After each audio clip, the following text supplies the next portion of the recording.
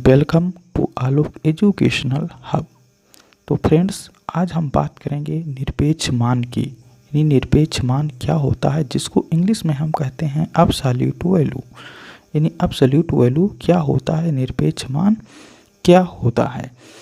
किसी भी संख्या का निरपेक्ष मान हमेशा धनात्मक होता है। यानी कोई भी नंबर है, अगर हम उसका निरपेक्ष मान निकालेंगे तो वो हमेशा धनात्मक आएगा। यानी जो उसका मान प्राप्त होगा वो हमेशा धनात्मक ही प्राप्त होगा, जिसे निम्न प्रकार परिभाषित किया जा सकता है। अगर हमें निरपेक्ष मान को परिभाषित करना है तो इसको हम निम्न प्रकार से कर सकते हैं। निरपेक्ष मान को हमेशा दो पैरेलल लाइन के द्वारा ही प्रदर्शित करते हैं। अगर किसी भी संख्या का हमें निरपेक्ष मान निकालना होगा तो उस संख्या को दो पैरेलल लाइन के बीच में ही लिखेंगे।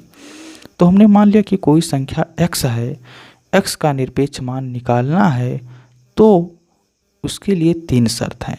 अगर x का मान 0 से बड़ा है, यानी वो संख्या 0 से बड़ा है, तो जो निरपेक्ष मान होगा वो वही संख्या होगा।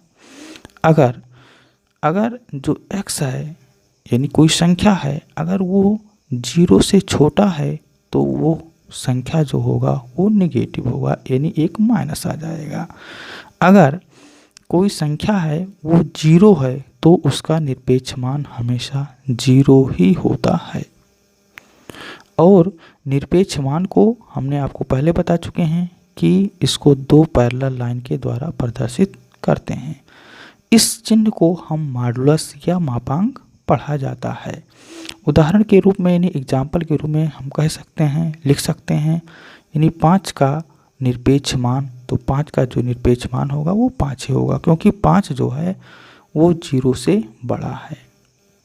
इसी प्रकार से -4 का निरपेक्ष मान, तो -4 जो है वो 0 से छोटा है। तो हमने डिफिनीशन में बता चुके हैं कि जो x होगा एक माइनस और आ जाएगा, तो -4 तो आपका है ही, और डिफिनीशन के अकॉर्डिंग से एक माइनस और आ गया, तो माइनस माइनस का आपका प्लस हो जाएगा। तो इस प्रकार से ये भी धनात्मक मान हो जाएगा।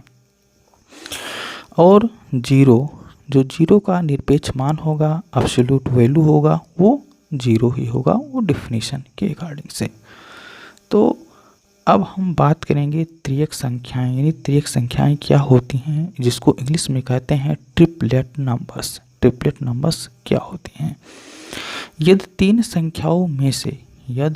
संख्याओं में से दो संख्याओं के वर्गों का योगफल, यानी कोई भी दो संख्याओं के वर्गों का योगफल तीसरी संख्या के वर्ग के बराबर हो, तो तीसरी संख्या के वर्ग के बराबर हो तो वह तीनों संख्याएं एक साथ त्रियक संख्याएं कहलाती हैं। एग्जाम्पल के रूप में, जैसे 5, 12, 13।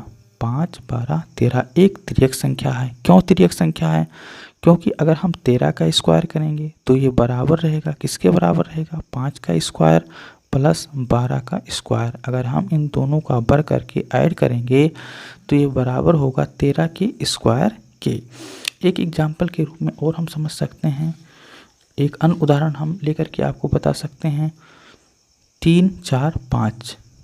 अगर हम इसका 5 का स्क्वायर करेंगे तो ये बराबर होगा 3 का स्क्वायर करेंगे प्लस 4 का स्क्वायर करेंगे, तो 3 3 जा 9 और 4 4 जा 16, तो 16 + 9 25 और 5 5 जा 25, यानी इक्वल हो गया। तो इस प्रकार से 3, 4, 5 एक ट्रिपलेट नंबर्स हैं। 5, 12, 13 भी आपका एक ट्रिपलेट नंबर है, यानी त्रियक संख्या है। इसी प्रकार से बहुत सारी संख्याएं हैं। फ्रेंड्स, अगर ये वीडियो पसंद आए तो प्लीज़ लाइक, शेयर एवं सब्सक्राइब करिए। Thank you for watching.